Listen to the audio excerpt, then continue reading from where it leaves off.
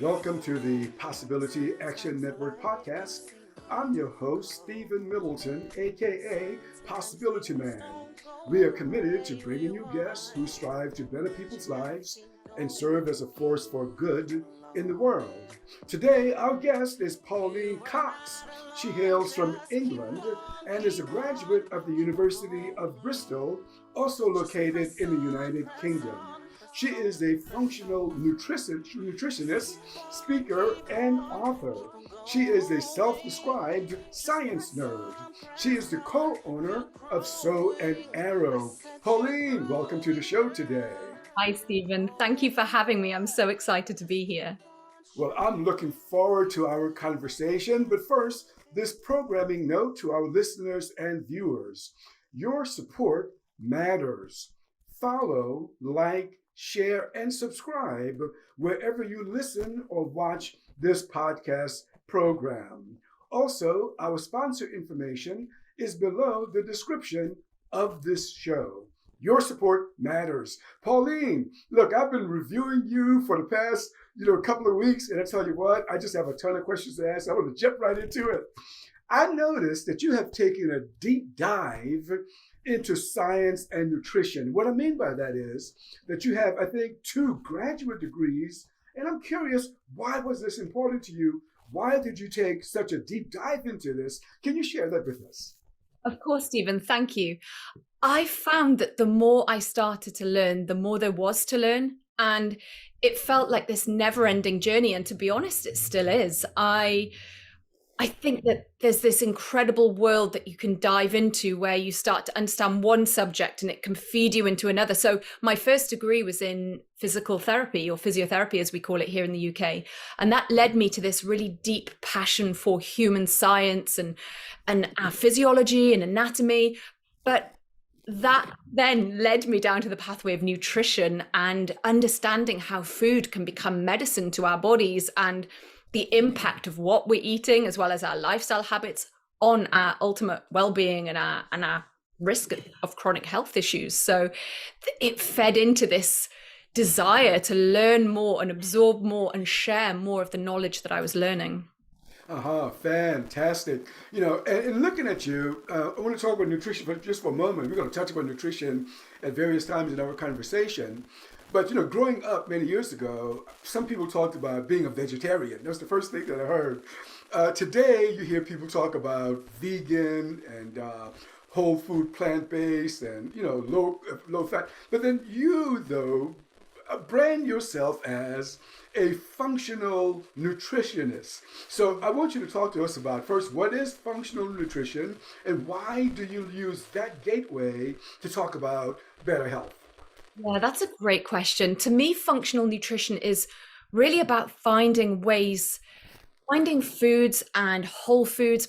It might be botanicals and adaptogens, all these really interesting, sometimes ancient remedies from Ayurvedic medicine or herbalism, and using those gifts from Mother Nature to optimize our human health. So it's looking more at just nutrition, which might be a dietary plan, but it's understanding the interaction between Mother Nature and these gifts that we have all around us and how they can impact our biological pathways, from our mental well-being to optimizing our gut health to improving our blood sugars.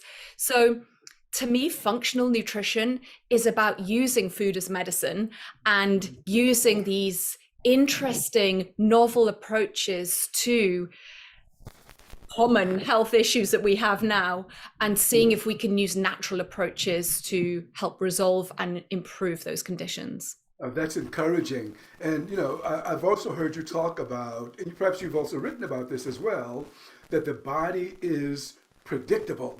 And, that strikes me as, whoa, the body's predictable. That means that if I take certain actions, then I can expect certain. Can you talk to us about that, please? Yes. I think we all have our variances, our genetic variances and our variances between males and females, but there are also certain things that are very predictable. We need certain key areas to our health to be fulfilled. For example, we need movement in our life. We need daylight. We need certain key nutrients like essential fatty acids.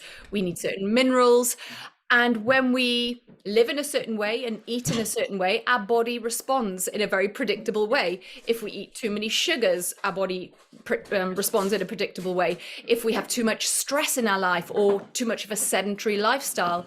So there are certain parameters that are very predictable. And then there are those more finer details that are based on our genetic variances, how well we might tolerate glucose or our potential risk to certain chronic illnesses. Does that make sense, Yeah, Stephen? that makes sense. I follow you. And that reminds me, a lot of people talk about holistic, with an HOLIST. I like to say holistic with a WHOL Yeah. because you're talking about the whole body, and when you do things, the body responds appropriately. Yeah. Absolutely. And that holistic, as you mentioned, holistic approach is incredibly important, particularly in a day and age where we're exposed to high levels of chronic emotional stress, where our world is a little more toxic than we would like it to be. The air that we breathe, the soils, the water. It's an environment that's not necessarily congruent to the one that our body would like it to be in terms of emotional stress and our food environment. So taking that whole approach, looking at the platform of health, how we want to be optimizing sleep, reducing emotional stress, getting a great amount of movement, and then taking a whole food dietary approach. Yeah, and that's that functional nutritionist path that you're on, looking at the whole being. So, a lot of people wonder about their ability to take action to change their health outcomes. But I noticed that you have talked about this and you've written about people having the power to change. That the nutrition actually is one superpower, to call it a superpower, that a person has to actually change their lives. Can you expound upon that? You've talked about it before, but would you expound upon that? Yeah. I think food is very underrated when it comes to people recognizing the influence it can have on our energy, our mood, our sleep, our creativity, the brain firing up and the neurons all talking and connecting. And when we get our nutrition right, when we start to give the body what it needs, first and foremost, then our biological systems will work optimally. It's like having a great car. If we don't give the car the right fuel and the oil and look after the car, maintain it, it'll go, but it'll just maybe chug along. If we give the car exactly what it needs, then all of a sudden it goes from chugging along to really zipping along. And the body's the same, we can get by, but we start to experience the symptoms of anxiety or poor sleep or nervous tension in our muscles, migraines. So we can start to read these symptoms and really understand how those symptoms might be related to a subclinical deficiency in, say, magnesium or essential fatty acid deficiencies. And then as we address the food side of things, and maybe even some supplements in there, then we can start to say, okay, here's our platform for health. Now, what else do we need to add in? Some better, stress management or getting some more creativity into your life or better connection with people. But first and foremost, if we get the foundations right, it makes those other things so much easier to achieve, Stephen. Yeah. I love the functional nutrition approach, to tell you the truth. I like it because of this, is that you all, functional nutritionists like yourself, you see the body as a terrain, as, let's say, a field where you're going to grow stuff. And you look at different elements. You mentioned it: genes, your environment, your nutrition, and then determine where are we missing something to cause the body to make some improvements. Is that about the approach, looking at different aspect of your life and say, let's punch these types of holes and let's see what happens? Absolutely. I often find that my work is like being a human detective. Yeah. So when I'm working with an individual, I'll ask them a whole range of questions, from how's their sleep, for example, or their hair health, their nail health, their diet, their stress levels, even going as far back as, were they breastfed as a child? Were they delivered by C-section or vaginal birth? Did they have recurrent antibiotics as a child? Or it really is piecing together these key pieces of information and looking at how that the experiences and the traumas and the life events in someone's history has shaped where they are today. And that comes from a whole range of emotional, physical, environmental influences, and then starting to use your kind of biological detective mind to figure out how those symptoms fit into that person's history and current symptoms. And as you very rightly pointed out, going from a genetic right through to a gut health, a liver health, what medication they might be on, all the different influences that can result in symptoms or suboptimal performance. Right. I mean, just recognizing the possibility that, people can actually improve their situation excites me. You mentioned sleep a couple of times, and you also mentioned, and I appreciate it too, you mentioned trauma as well. Some people are not aware that sleep actually, the difficulty of falling asleep means that there's some activity of mind that's going on that they may not be aware of. Can you talk to us about that, please? And how can a person learn to resolve some of the mind, activity that might be interfering with their sleep? Yes, sleep. Often people think of sleep as just something that we do to rest our brain and we wake up again. A lot happens when we're sleeping. Sleep is an essential component of health. It really is.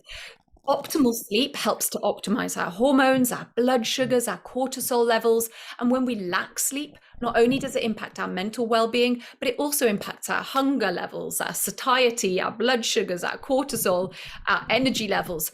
So to me, often when I'm working with someone, the first area I approach is sleep.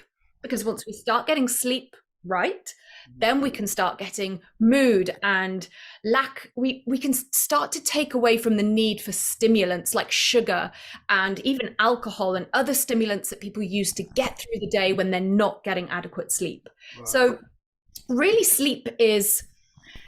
there's two areas that impact sleep. As you pointed out, absolutely right. Switching off. That's a big problem for a lot of people, Stephen. They're tired, but they're wired. They need to sleep, but they can't because their brain is in this very active, overthinking, popcorn thoughts coming everywhere. They're in a state of fight or flight, and they need to shift that state into rest and digest, bringing their cortisol and adrenaline levels down and allowing the body to increase levels of melatonin and GABA, all our resting and sleep hormones. So switching off is a major problem for a lot of people. Then we have the issue of a lack of ability to build our melatonin, which is our sleep hormone, and our relaxation. And again, this often comes from lack of serotonin and a subclinical deficiency in magnesium, because so many people are low in magnesium because we deplete magnesium when we're stressed, we deplete magnesium when we're inflamed, and we deplete magnesium when our blood sugars are creeping up. So you can start to see a lot of people are stressed, maybe eating a bit too much sugar, and are a little bit inflamed because of maybe dietary choices and lifestyle choices. So we tend to be low in magnesium, which then impacts our ability to relax, switch off, and get a deep night's sleep. Yeah, I tell you. And I'm happy that you, as I said before, that you used the word trauma. And it doesn't have to be, trauma, but just some upset in a person's life that might impact the ability to sleep, but also to health. And I want you to help me with this, because I think there is a connection. I'm not a nutritionist or anything like that, but there's a connection between how a person feels and also the manifestation of some diseases. That there must be a mind-body connection here. Can you tell us about this and how it's important for a person to come to terms with some of the upsets that might have happened in their lives? Yeah, absolutely. I mean, you're so right. Trauma, even so, I believe we all experience trauma, whether it's a micro trauma, you as a child, you were told off for doing something and it felt really big at the time, even though it was maybe something minor, or the trauma of heartbreak or the trauma of a family breakup. We all experience trauma to some extent, and trauma becomes cumulative. And particularly for women at perimenopause, this is where cumulative trauma can start to really show up, and it can worsen the symptoms of perimenopause and menopause, because the emotional burden we tend to carry in our nervous system, in that we're constantly pumping out cortisol and adrenaline, and these hormones are beneficial in short bursts. They can help us flee a tiger or get away from danger in our hunter-gatherer ancestral times. But in our modern environment, when we're continuously pumping out cortisol and these stress hormones, then they stop being beneficial and start being harmful to the tissues of our body. They can break down the body, and they're not conducive to healing. So even the trauma of being told you have a chronic illness, you have cancer, or you have a degenerative condition, that can set off a cascade of stress hormones that can make healing and improving the outcome really challenging. So our thoughts, our manifestation, and how we see our health, and the confidence we have in our own body to heal, the innate healing ability we have, is incredibly influential on our healing journey. Right, and you've been at this for a while, and you once said, I've done my work on you. You said that it's possible to regenerate health. Now, once again, you've been at this for a while. Do you still take that bold position that it's possible to regenerate a person's health? Absolutely. I feel like we should never, ever put a ceiling on someone's ability to heal, because we don't know someone's capacity to heal.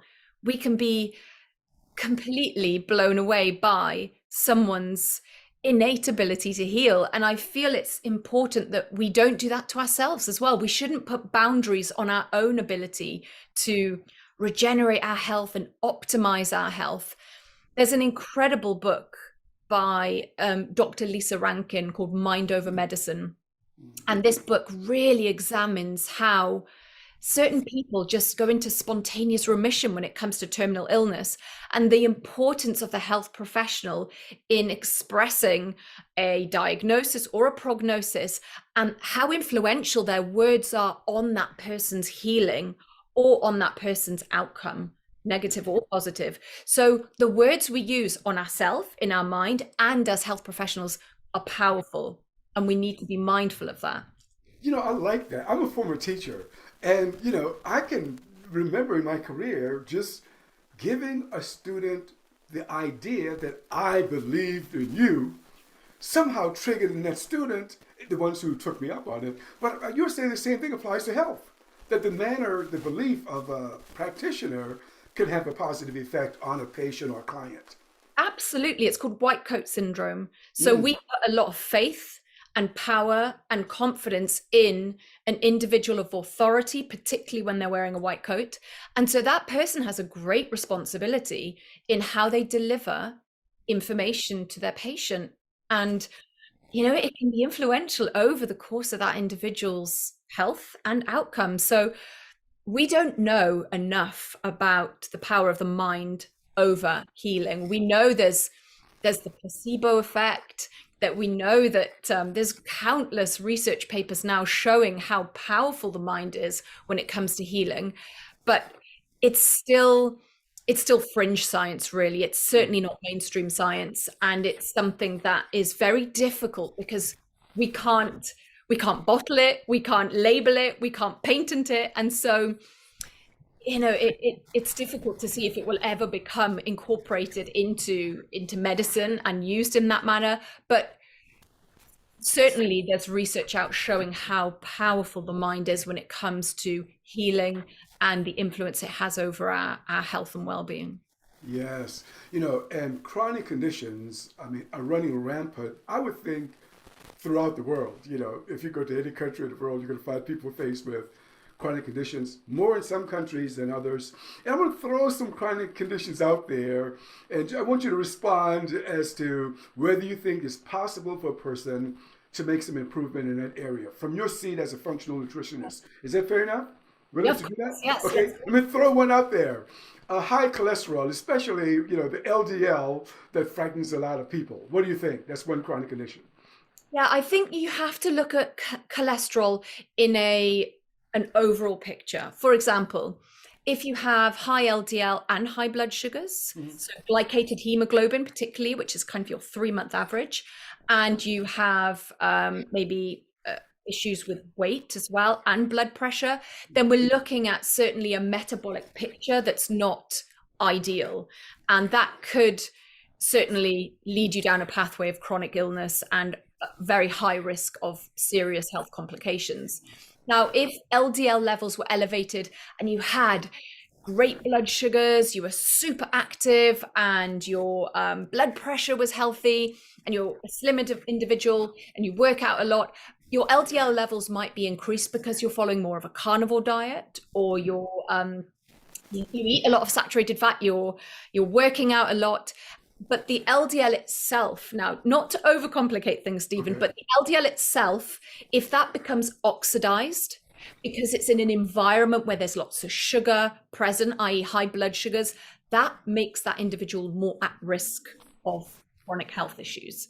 Whereas if it's not oxidized, then the liver recognizes that LDL and it's happy to take it in, recycle it, and it does its job correctly. It's when there's some structural changes to the LDL and LDL levels become high, and that's where blood sugars become a big part of the picture. So with health, it's very difficult to have a tick box situation with health. We must always take a step back and look at the bigger picture. How is that individual living and eating? What's their blood sugars? What's their inflammatory levels? Their weight, their hip to waist ratio? And then we start to get a bigger picture, and it can give us an overall indication of their risk and how they are likely to be on a health perspective. And one thing to mention on the LDL side of things, particularly oxidized LDLs, omega-3 fatty acids are very important for helping to protect your cholesterol from becoming oxidized. So omega-3 fatty acids are a really essential part of human health, mental well-being, our immune function, bringing our triglyceride levels down. So they have an important role, and they're called essential because we can't make them ourselves. So we have to get them from our diet. And this is, again, an area that's really important for people to understand. Having your omega-3 fatty acids and not too much omega-6, which can be pro-inflammatory, is a fundamental principle of improving and optimizing our health, reducing the inflammatory and upping the anti-inflammatory. Yeah, look, I get you, because what you just told us is that, okay, if your cholesterol is elevated, of course, it's time to take a look. But the first response shouldn't be, give me the pill, because there's so many other things to consider in that, including that it's not a big deal that your cholesterol is elevated because other things are working fine too. Is that all right? Is that, in the United States, I'll tell you, people, when they go to the doctor, they're looking for that prescription. Cholesterol, give me the drugs, man, give me the drugs. So, but you're saying it's not that simple. There are many other things to look at. What I'm saying is we want to understand the bigger picture before jumping to a conclusion that elevated LDL is bad and labeling it as bad. Yeah. We want to look at, okay, LDL is elevated. Is there a reason for that? Is this individual losing a lot of weight and they're on a carnivore diet? Are they on a keto diet? Is this person fundamentally healthy, but that's one marker that's a little elevated, but actually they're not at risk because all these other parameters are normal and healthy? Is that LDL oxidized, or is it looking really healthy and it's absolutely fine? So you're right. We don't just want to jump to, look, this person's come in, tick, they have elevated LDL, tick, they must go on a statin. We want to be more tailored and specific and investigative and say, hold on a minute. No, this person is fundamentally healthy, but their LDL levels might be slightly elevated, as opposed to, right, it's elevated, therefore they go on a statin, and then there might be some negative consequences of going on that statin. Exactly. Oh gosh, I'm glad you said that. I think it's important, right, to weigh. I mean, because I'm sure you would say never take prescription drugs. That's not what you're saying, but we also need to weigh the risks that are associated with them. Okay, let me throw another one out at you. Okay, you've already touched upon it. Blood pressure. High blood pressure. Is that something, if someone walks into your office and say, or a Zoom with you, say, look, I'm your client, I got this blood pressure issue. Is there anything that I can do about it? What do you think? Oh, absolutely, for sure. And I think there's There's so many components to consider when it comes to blood pressure. For example, stress obviously plays a big role in blood pressure, but so too does diet and our lifestyle. We have to understand that blood pressure is not just related to one factor. It's something that can be, it's a picture that builds over time, Stephen. So one of the major drivers of blood pressure is something called insulin resistance. So let's imagine for a moment we have someone who's eating lots of high glycemic index foods. That means foods that just spike our blood sugars all the time. So they might be having really sugary cereals or bagels and sweet foods for their breakfast, or very carby, high carb processed foods for breakfast, snacking at lunchtime, snacking throughout the day, and their blood sugars are constantly being elevated to high levels, and then they're slowly starting to come down, and then they peak again, so we're eating again. And this picture over time causes the blood sugars to remain elevated because they're not getting mopped up by the cells as effectively, because one of insulin's jobs is to usher blood sugars into the cells. And over time, the cells stop listening and they're like, nope, I'm not taking any more blood sugars in. And so insulin levels creep up, blood sugar levels creep up, and this causes a problem. So in the cardiovascular system, insulin in small amounts causes vasodilation. So it relaxes the blood vessels. It's really good. But chronically elevated insulin causes a vasoconstriction of the blood vessels. So it causes the blood vessels to start to constrict and not do their job of relaxing and constricting. And this causes elevated blood pressure. And it's a driver of atherosclerosis and all sorts of chronic health issues. So insulin resistance is the silent underlying cause of many chronic health issues that we must address, because there are millions of individuals who are at risk of these health issues because of insulin resistance. So can something be done? For sure. Controlling blood sugars, optimizing insulin sensitivity, and that in itself can start to see blood pressure beginning to normalize. That's encouraging. I know you've also spoken about the DASH diet and blood pressure. Let me just, I was speaking to a cardiologist last year, I believe it was, and he said that a lot of people blame doctors for writing prescriptions. But he said in his practice, he noticed that people who do something like, and I know you were going to tell us about the DASH diet, your view of it, but he said people who do something like the DASH diet, perform better than those who use prescription drugs. So DASH diet, blood pressure, where do you stand on this? Yeah, I mean, the DASH diet is designed to reduce hypertension or high blood pressure. And listen, for a lot of people, the way they eat, it's an improvement. And I will say this about many, many dietary approaches, Stephen. People say, oh, I went vegan, I lost all this weight, and I feel so much better now. But what are we comparing it to? The way they were eating before? What were you eating before? If you're living on fast food and processed food and junk food, then for sure, eating more vegetables and taking that fast food out of your diet is going to make an improvement. And it's the same with the DASH diet. It's a lot of whole grains and fruit and vegetables. And that is a significant improvement for a great deal of people. However, if you're looking to really optimize our health, it's important to also paint in that picture the impact of foods on our blood sugars. And that really is a fundamental part of understanding our health, is what's this food doing to my blood sugars? What's it doing to my insulin? And when we have chronically elevated insulin, that can be a big problem for our risk of chronic health issues. Yeah, okay.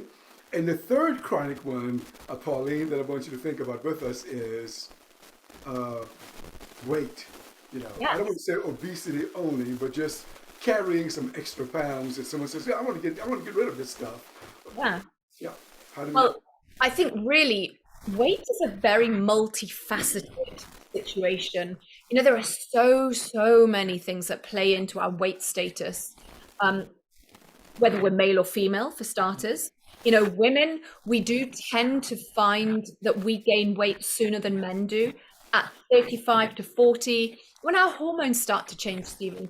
A lot of women don't understand that we have this increased risk of insulin resistance because muscles use up a lot of blood sugars. So as we start to lose muscle mass, our blood sugars don't have anywhere to be used up as much. So they start to creep up. And any excess blood sugar that isn't stored as glycogen, the stored form of glucose, gets stored as body fat. And so we want to be thinking about these high blood sugar spikes. If they're not being mopped up and used for energy, they're going to be stored as fat. So insulin resistance causes our blood sugars to creep up. That's a driver of increased weight. So insulin resistance is driven by inflammation, it's driven by stress, it's driven by magnesium deficiency, it's driven by, for sure, what we're choosing to eat. So what we eat and when we eat are incredibly important for our weight status. If we're constantly elevating our blood sugars and our insulin spikes accordingly, then our body doesn't get the chance to go, oh, hey, hold on a minute. I've got some stored energy here that I want to be burning myself. It's like, oh, here comes more blood sugars. Oh, okay, great. So it's constantly having this deluge of blood sugars that it's like, well, I don't really have anything to do with this. I'm just going to store it as fat. Whereas when we start to look at maybe intermittent fasting and windows of eating, once our body's like, oh, hey, there's nothing else coming in anymore, I'm going to turn to this convenient store of fuel I already have on my body. And it allows us to get that metabolic flexibility, the ability to use glucose for fuel and the ability to use fat for fuel that we have already stored on our body. However, if our insulin levels are high, then it blocks fat burning. Insulin will block our ability to burn fat. When blood sugars come down and insulin levels come down, that's when the body can access its fat burning machinery. Wow. Woo, from the way you talk about it, it's like, man, this organism that we have is pretty smart, at the cellular level. You say this is a smart body, it takes care of you. Sure. You know what, Stephen, you hit the nail on the head there, because we are genetically wired to survive. We are wired to survive in times of scarcity, but we don't live in times of scarcity. So the food environment that we live in, it sends our caveman genes into a bit of a frenzy, because we're designed to be motivated to go seek out food that gives us this hit of pleasure, dopamine.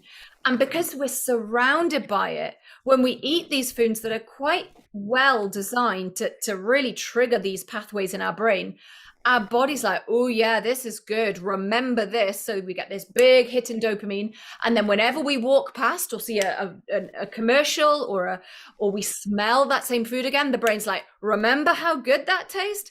So we really are at a disadvantage in that we live in a world that's stimulating something that would have driven us in the past to go hunt out and seek that bush full of berries 4 or 5 miles away. Whereas now it's like we can't walk or even get to our vehicles without being hit with smells and visuals and cues to eat. So it's a challenging world for these genetic desires we have to be quietened and try to ignore them. Yeah. Well, this is a good point for me to ask you about this, because I've heard you talk about the pillars of health. And I've got to ask you to share on that. What's your take? You've talked about this. What are these pillars of health that you talk about? Yeah, pillars of health to me are the foundations of great health. So sleep being one of them that we spoke about.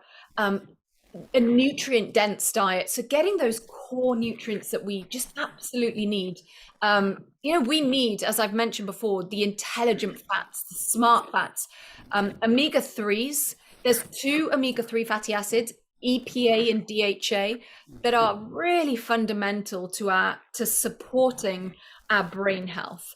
And without them, we can really start to feel our mental health, our mood, our cognitive function, our focus start to suffer. And so when we're fulfilling these key nutritional tick boxes, it can help us to feel alive and cognitively well and focused and help with our memory. And so finding, for example, foods like oily fish and eggs, foods that allow us to get these key nutrients. And even now, there are novel ways of getting these intelligent fats, these superior fats that we used to think we could only get them from oily fish. We know now that we can get these essential fatty acids, these intelligent fatty acids, in other forms. For example, there's a British plant called ahi flower, and this particular plant has a really unique fatty acid profile in that it has 4 times the conversion of the plant-based fatty acids into EPA than, say, linseed or hemp. So there are these novel ways of finding ways to optimize our health, our brain health, and our immune function through plant-based ways and sustainable ways, rather than just getting fish oils or oily fish, which, you know, we can't really sustain the level of fishing with a number of people. So we do have to find these ways of getting the nutrients needed for our human health without it being at the expense of planetary health. Yeah, I'm going to take a look at a few of the things that you've just mentioned in a moment, but I got to ask you because I get this feeling in listening to you that a functional nutritionist like yourself is also a mindfulness practitioner. If I got that wrong, correct me, I don't mind, but I just get this feeling about that. So where am I? Am I off base here? No, not at all. Not at all. I think I believe strongly that we are a connection. We are a continuation of nature, and being in nature, walking in nature is incredibly beneficial to our health. It becomes a mindful experience when we listen to the birds, when we experience nature, when we feel the energy from trees and plants, and we allow ourselves to stop being separated from nature. And I think in that way, it allows us to be more respectful of the planet that we live on and live in and surround ourselves with. And it allows us to see that we have a symbiotic relationship with nature. We look after nature, nature looks after us. It's the same with our gut health, Stephen. If we care and look after our gut microbiome, it pays back in dividends. It's like little factories in there producing all these metabolites that are really beneficial to our health. And so we have this kind of beautiful bi-directional relationship with our own physiology and gut microbiome, but also with nature and the environment in that we live and we're fortunate enough to live in. That's really awesome. So I just want to circle back and just touch on a few things that you've also already mentioned. And it falls in the category nutrition. You've mentioned brain foods. And I think in other places, I'm not sure if you said it today, but elsewhere I've heard you talk about brain foods and memory. Can you tell us a little more, take us a little deeper into that, please? Yeah, I think really, I think we get to a point where we start to notice our memory can be a little less sharp. We're like, what was I talking about? And our recall starts to decline, and we get brain fog. And our memory is a part of our brain that is the same as many parts of our brain. It relies on a constant source of fuel and key nutrients for optimal functioning. Now, I've spoken about insulin resistance a few times today, but the brain is no different. It is a very hungry organ. It weighs about 2% of our overall body weight, but it consumes 20 to 25% of our overall energy demand. So it is a very hungry organ, and that's what makes us very, I don't want to say superior, but it's what makes us the intelligent beings that we are. Our brain has this high demand for fuel.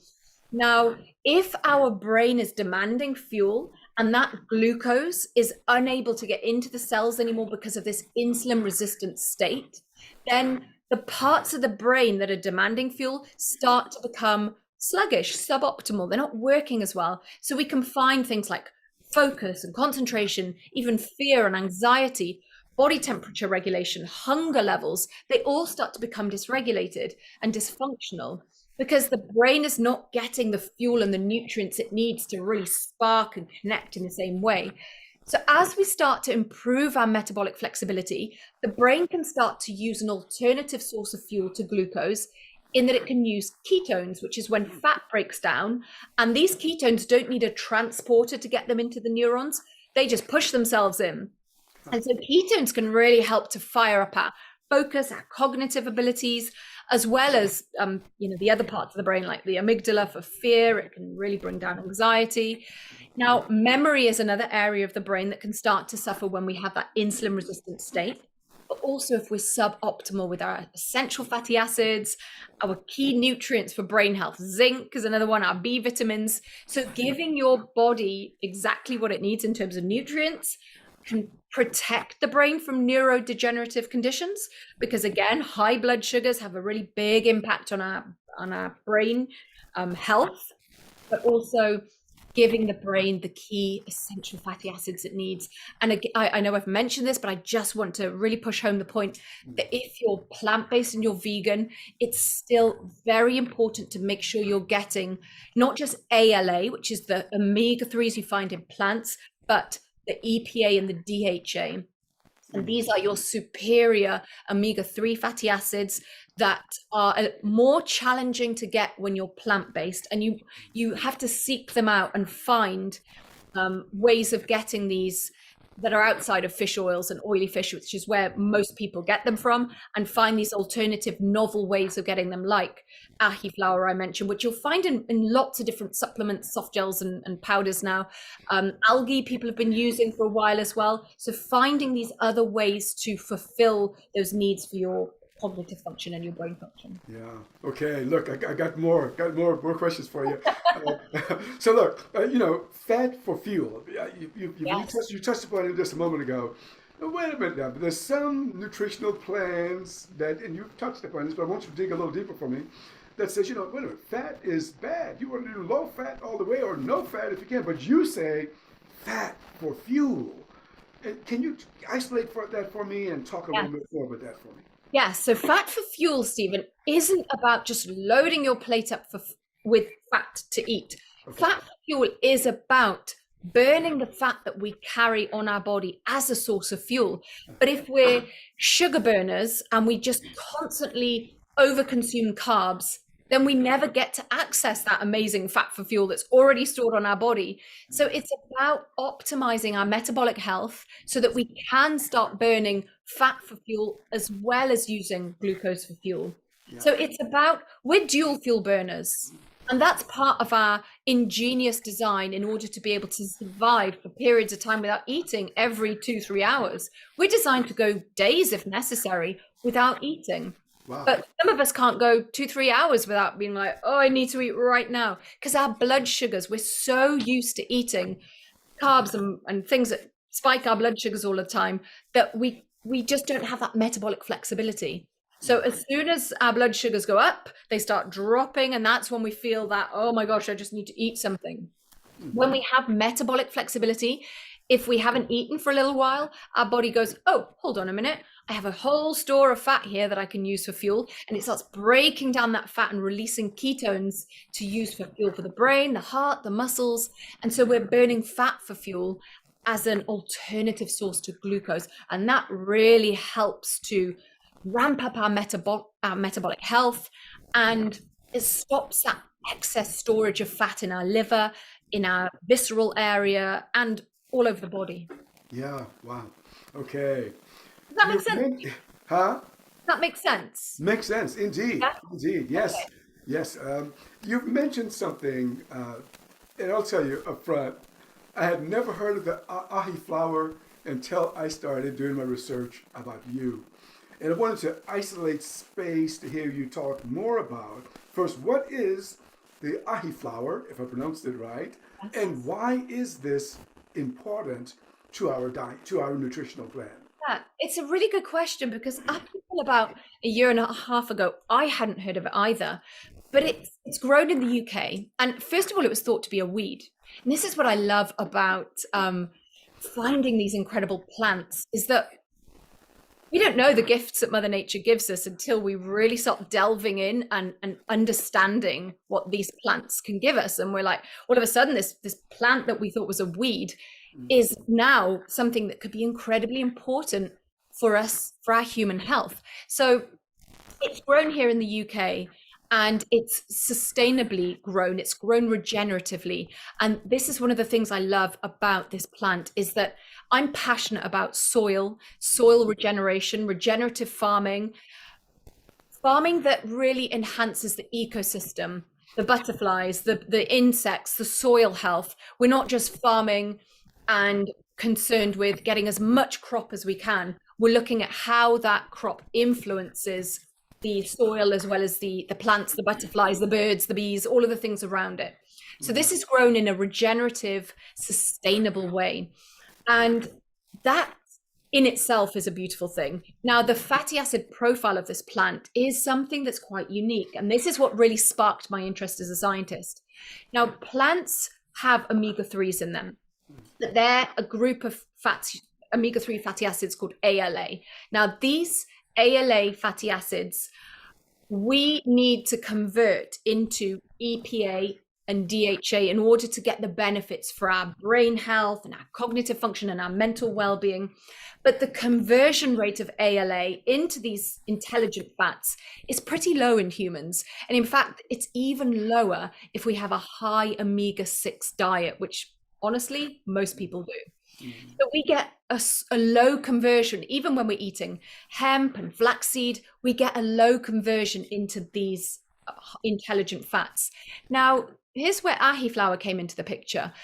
The rate limiting step in that conversion is a middle fat called SDA. Now, that SDA, if a plant was high in SDA, then the SDA conversion to EPA and DHA, particularly to EPA, is higher. So this plant is really high in this SDA. So all of a sudden we got 4 times higher the conversion into EPA, this intelligent, this superior fat that we as humans need. And so we're starting to look at this plant and think, hold on a minute, this is almost like having a plant-based fish oil. This is giving us this superior fatty acid profile that could help satisfy our need for these fats without overfishing or without farming fish purely for the fish oil side of things, which we know are really beneficial, but not when we're farming specifically to take the fish oils. And we can't sustain that. Wild Alaskan fish oils, fine, that's one thing. But when there's a huge proportion of the fish oil industry that's based on just farming and trawling and overfishing these particular fish, anchovetas they're called, and then using that for fish oil, we must find more sustainable ways of meeting our omega-3 requirements. Yeah, I find all of this inspiring, especially as you've been talking about the soil and the bees and the bugs, and it's, whoa, I got a spiritual rush from that. It's like, balance is so important, right? Balance in the diet, balance in the environment, and that's great. Absolutely, and without that, Stephen, everything in nature revolves around balance, don't you think? It really does. With the seasons, our health, our body always wants to come back to homeostasis, which is a natural state of balance. And if we over farm or we try and mortgage the earth, we can't pay back. We have to see that there's only so much. There's a tipping point when it comes to taking from the earth. We have to give back and not just take. Otherwise, we're going to destroy the very planet that we live on. Yeah, and you've mentioned the word sustainable a few times, and I know that you are an advocate of sustainable lifestyle habits. Could you take us into that world as you see it?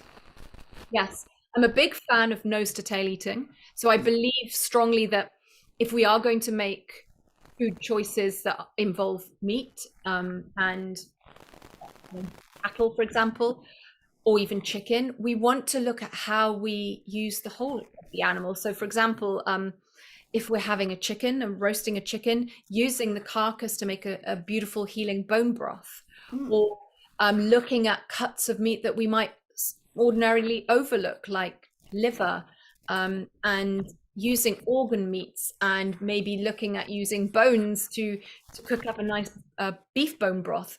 So rather than vilifying certain foods and food groups like meat is bad and plants are good, we want to be looking at creating balance. Some meat, high quality, farmed correctly and regeneratively, is beneficial to our health and to the planet, because grazing animals are really beneficial to our planet. They drop their manure, which nourishes the soil. They trample on soil, which helps with soil regeneration.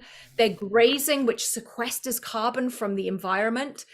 But it's when we have industrialized meat production and we over consume meat cheaply produced at the cost of the planet, that's detrimental to our health and to the planet health.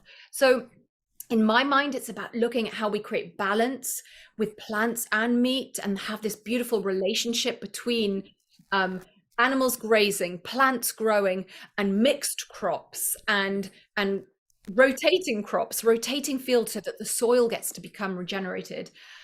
And then respecting each other's views on these things as well. You know, if someone wants to be plant-based because those are their beliefs, that they don't want to eat animals, I respect that.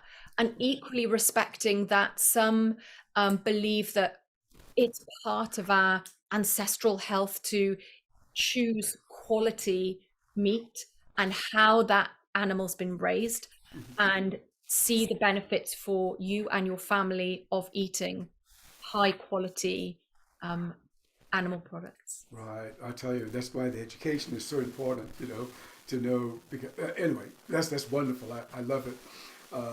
But I do have one more question, Pauline. Do you have time for one more question? Of course, Stephen. Okay, great. I mentioned that you are an author, and I know that you've written a relatively new book that's entitled Primal Living in a Modern World. Would you tell us about this book and also share with us your intention in writing this book and what you hope readers would get from it? Yeah, so this was my first book. Primal Living in a Modern World was really intended to speak to those people who find themselves accidentally unwell. You know, when you feel like you're doing the right thing and you're trying to eat healthy and you're trying to make great choices, and you still don't feel well. You feel tired, you feel anxious, you can't sleep, you feel exhausted, you might become anemic, you might have all of these health things, and you're frustrated because you're like, well, how did I get like this? I've been making great choices. And that was me 10 years ago. You know, I was frustrated because I thought I was being really healthy. Then I started to head down the really researching our cellular physiology and understanding all the different components that impact our health. And I recognize that we are at odds with how we're supposed to be living. And that's difficult to change because we live, we're quite isolated in how we live. We eat quite highly processed foods. We don't move enough. We have a lot of emotional stress.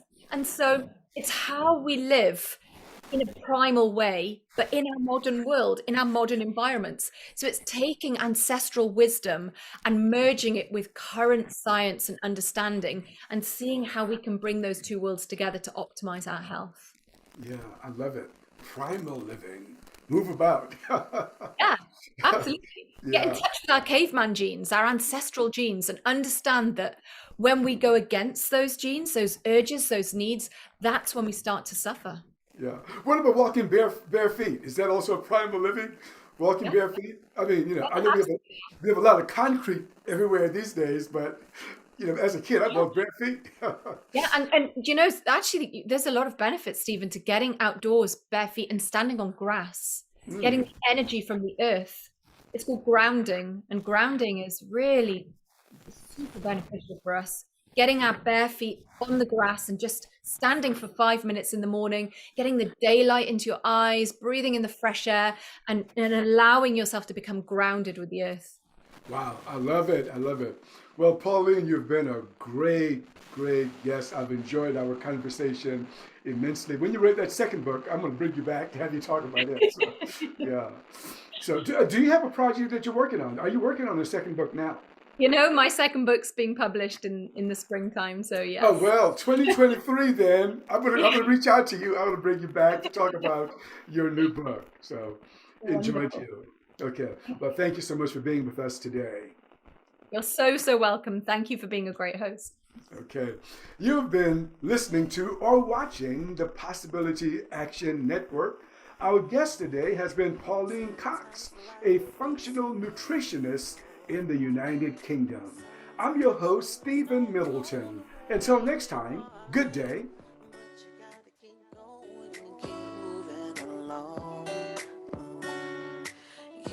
you're not alone.